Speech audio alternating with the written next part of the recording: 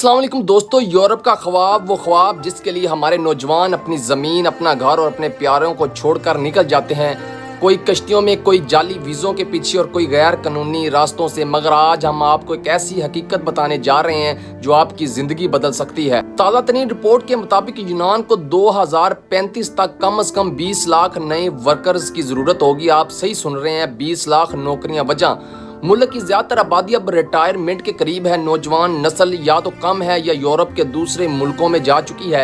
माशियत तेजी से बढ़ रही है, नए कारोबार खुल रहे हैं और मजदूरों की शदीद कमी हो गई है यूनान के अंदर। यूनान जो यूरोप का एक खूबसूरत और तारीखी मुल्क है, वो एक नया बहरान झील रहा है। मगर यह बहरान यूनान के लिए मसला है, मगर हमारे लिए, पाकिस्तानियों, बांग्लादेशियों, भारतीयों, नेपालियों के लिए ये बन सकता है सुनहरी मौका। सबसे ज्यादा नौकरियां उन शोबों में होंगी computer, digital data, machine operating, engineering और टेक्नोलॉजी।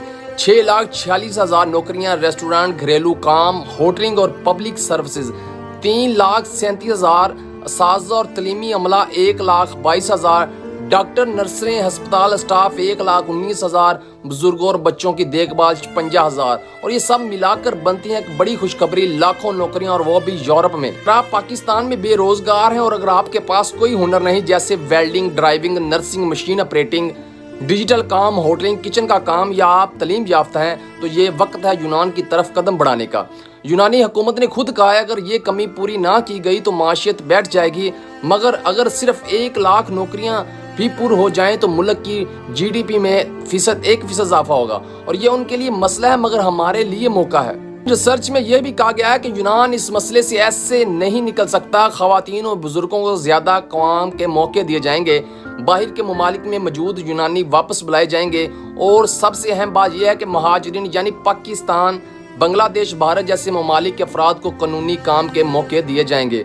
हुकूमत अगर वीज़ा पॉलिसी नरम करे, वर्क परमिट दे और लीगल प्रोसेस को आसान बनाए तो हज़ारों पाकिस्तानी यूरोप जाकर अपनी और अपने मुल्क की तकदीर बदल सकते हैं। क्या करना है आपको, अगला कदम क्या हो, मैं आपको बताता चलूँ नाज़रीन। यूनान की वर्क मार्केट पर आपने नज़र रखनी है, लीगल तरीकों से अप्लाई करना है, अपना पासपोर्ट, संदे और हुनर के सर्टिफिकेट को मुकम्मल तैयार रखना है। Skilled workers visa, nursing visa और एजुकेशन वीज़े की अपडेट्स पर आपने हमेशा नज़र रखनी है। और याद रखें, कभी भी इंसानी स्मगलिंग या गैर कानूनी रास्ता मत चुनें, क्योंकि अब कानूनी रास्ते भी खुलने वाले हैं। यूरोप का ख्वाब अब सिर्फ ख्वाब नहीं रहा, यूनान को आपकी और हमारी और हर हुनरमंद अफराद की ज़रूरत है।